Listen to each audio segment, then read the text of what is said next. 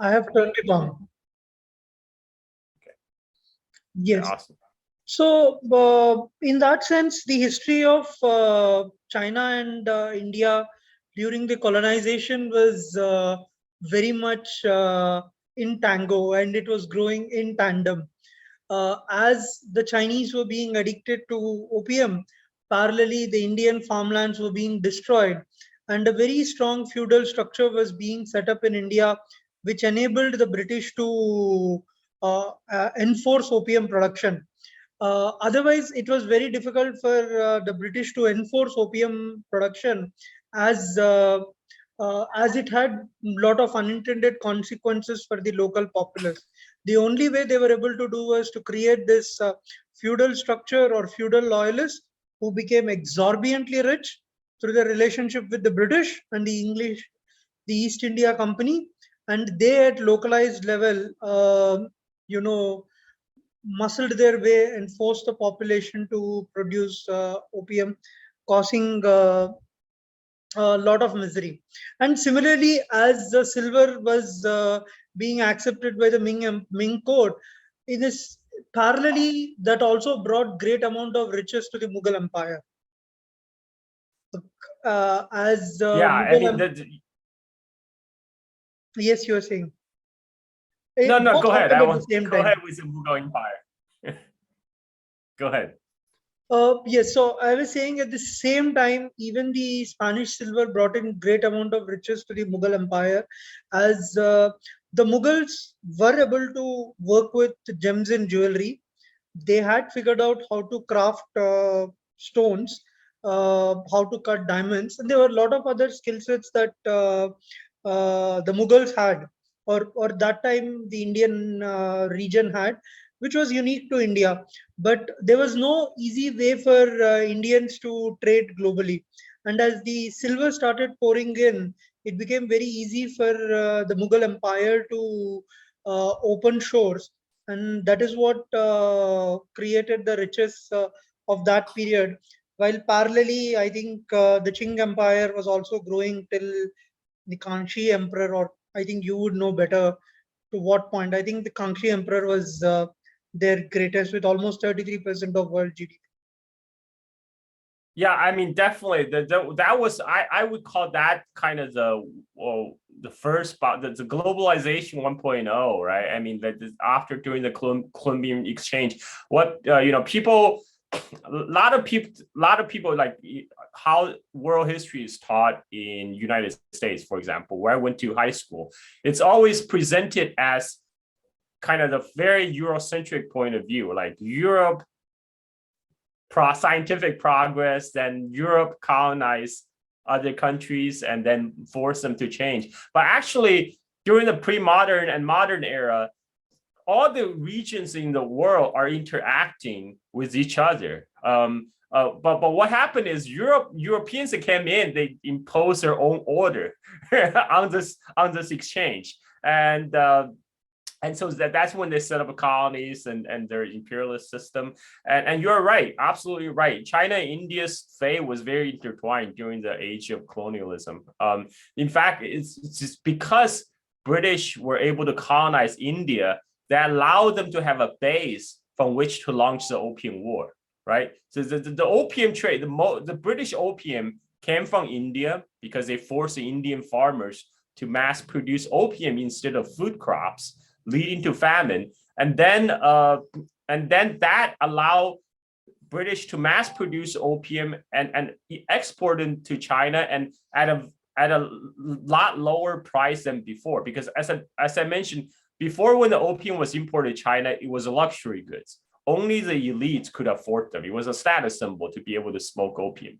But when the British started flooding the market with cheap Indian opium, and the British would actually actively work with the Chinese pushers to push their own, to market their opium. They would give out free samples. They will give out free samples of opium to anybody, right? Like, okay, here, try this. Of course, once you're hooked, the price goes up.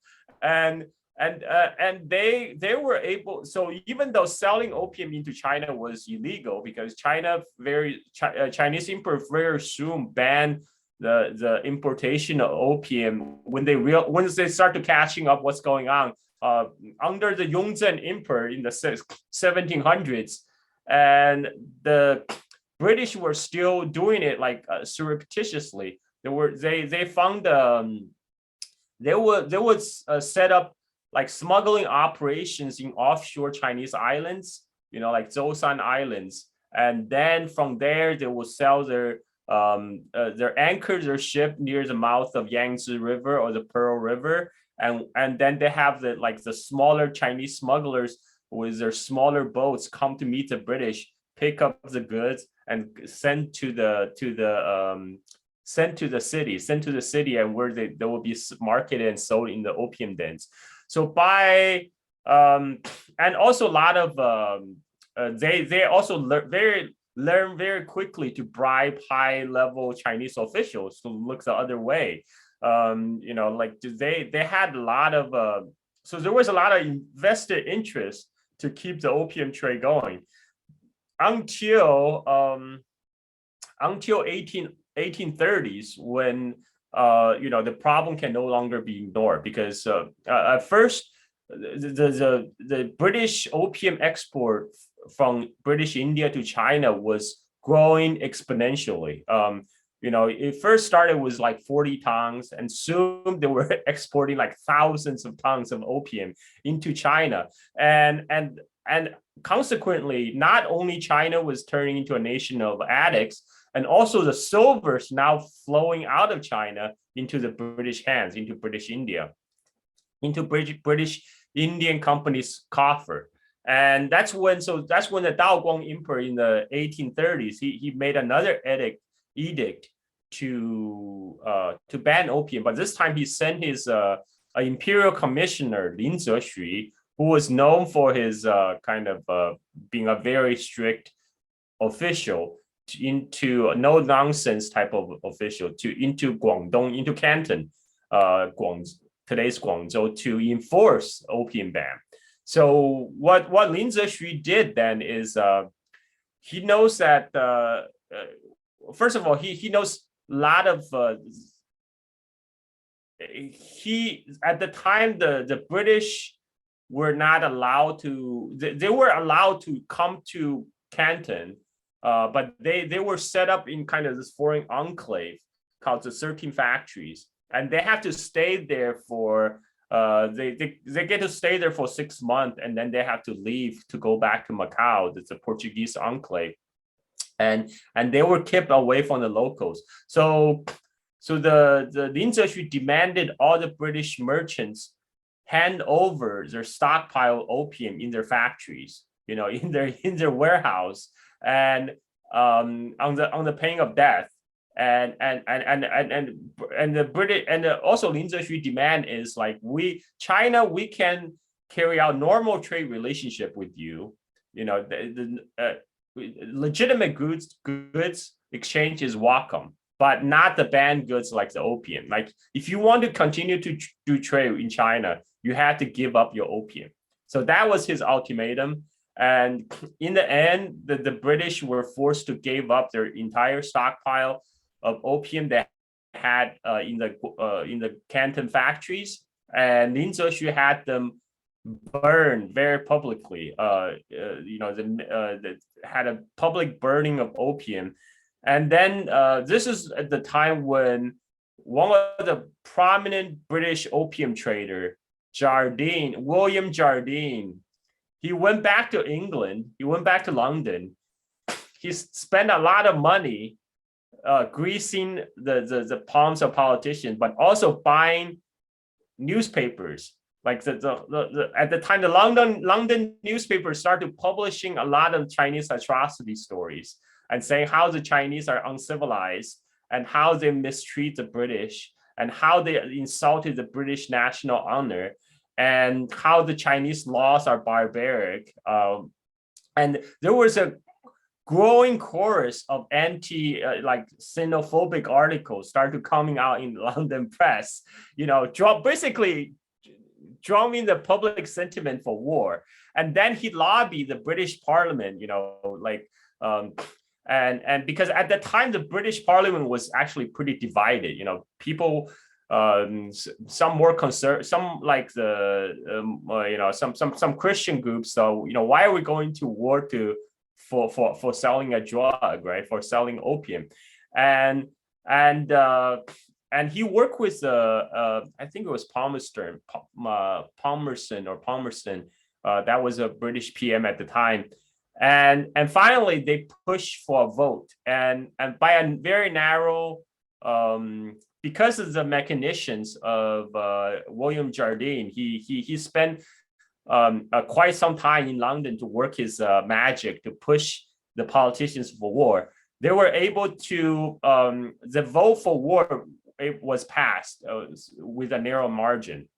So in a way, this story, it's a very modern story because we see that today, right? Like kind of the same, use a modern press to get the public to get excited about doing foreign adventure, usually using some paint the enemies as some kind of, barbaric civilization that we need to do something about. Today it's more like, oh, Libya, Gaddafi is handing out Viagra to his soldiers. If we have to do something, they're gonna commit mass rape, right?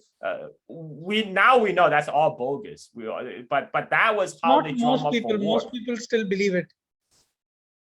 Yeah, and also the Iraq, right? The more outrageous one, the so-called weapons of mass destruction. I remember I was in U.S. during the Iraq War. Like there was an anthrax scare. They're thinking that Iraqis somehow are gonna. I remember on television, national television, they had a scenario, a computer simulation. What happened if a dirty bomb get exploded in New York or Chicago, and what happened if biological weapons suddenly get released? Like there's a lot. There's the U.S. press, particularly the New York Times, did a lot to drum up public fear, after 9/11, but they redirected toward Iraq and Saddam, and then that got the people's buy-in for the Iraq War, right? And I even remember doing the screening of that movie Gladiator. The movie. It's about it's a setting in a Roman Empire, but I remember I was in the theater watching Gladiator when it came out. Some douchebag stood up before the movie started, say, "This is why we're going to Iraq." Like what? What are you talking about? Because there was actually a scene in the Gladiator when the Roman troops are firing on the Germans, right? And then they talk about, oh, do these people know they're conquered? And so you see, like, this is how crazy people were at the time, because Americans have this weird fixation, think they are the modern Roman Empire, and then they're on this civilizing missions to all over the world. But when I read about the Opium War story, what really surprised me is how modern that story is. The use of modern press and how the special interest groups, lobby the government for war. It's just oligarchs that's really in charge, right? This is that like a opium smuggler. Basically he moved the whole nation of Britain to war through his money, through the opium money, through his smuggled opium money, and his influence. And this is the story this is the side of the story that's actually not covered in the high school history lessons. We may have heard about, oh, the British need to go to they need to balance the trade, right? They need to balance the trade payment because they ran out of trade deficit with China. So they resort to opium, and then when the opium got burned, they got to go to war. But if you actually read the detail of the history, you realize, Britain went to a war because the opium smugglers actively lobby for it. They want to use the British might to smash open the Chinese stores so they can freely sell drugs to the Chinese people, and that's what happened. The other thing that also I think Lindsay Shu I think also wrote a famous letter to the British Crown, and if we read that famous letter, it is very evident that he was assuming a lot of good faith from the British Crown and the Britishers, where he himself believed that the Britishers were gaining a lot from their trade through centuries with China. There is a lot that they were gaining. It is only getting ruined because of these small problems around opium. And he just assumed, just with this representation, there is a possibility he can appeal to the good faith of the British Crown and the civilization, and he assumed positive attributes to the British Crown, that they will actually agree to his request. I mean, it was not done in a very authoritative manner. It was a rather polite letter, whatever is floating as the English translation today. And that is also a very modern phenomena, where if you look at Chinese diplomats today, the Chinese diplomats today also assume a lot of good faith from the Americans and the Europeans. And the way they represent, the way, like, to not jump the story too far, but if you just look at the most recent meeting of Xi Jinping with the European leaders, the thing that Xi Jinping suggests them is that you need to take your the security of Europe into your own hands.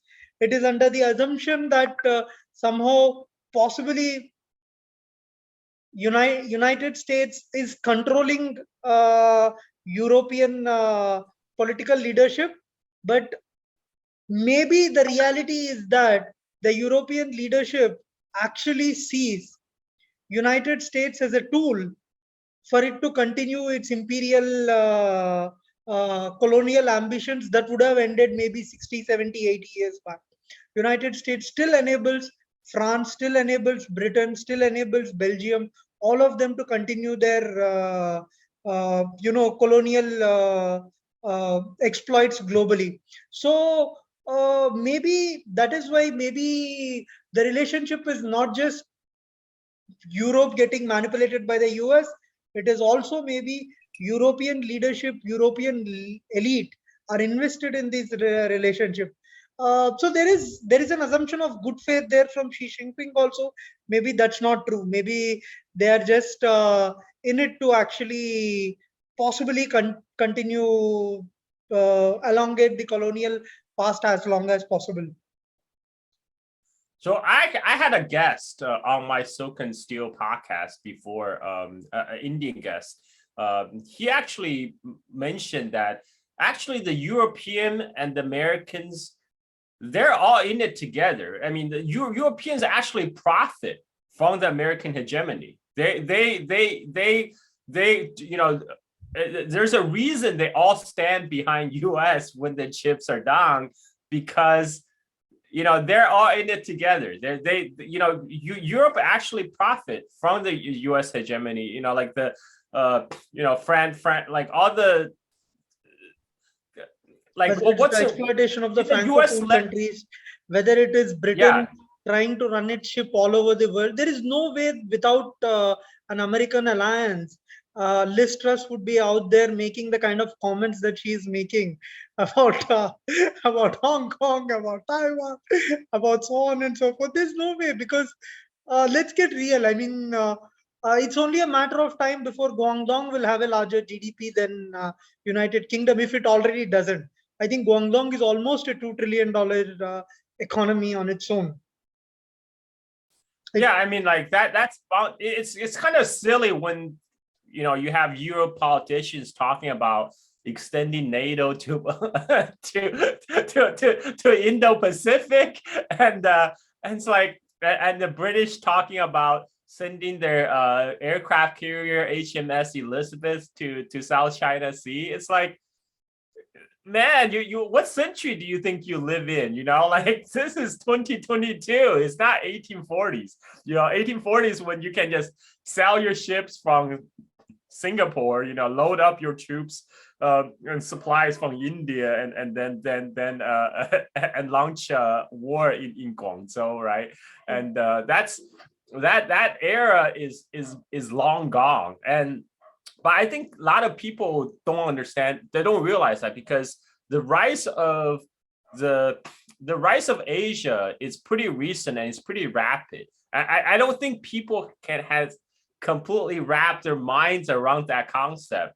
When I came to Bali, I went to came to Asia in 2019. That's when I realized the much talk about Asian century is already here. It's already, that's already a reality on the ground. It's just like a lot of the people in the West, they're not aware of it. So they still, in their mental picture, Asia is still a place of like 19th century, 19th century, maybe early 20th century. They don't realize, in the past 30 years, Asia has dramatically transformed. I mean, both physically in terms of like infrastructures and new cities popping out, and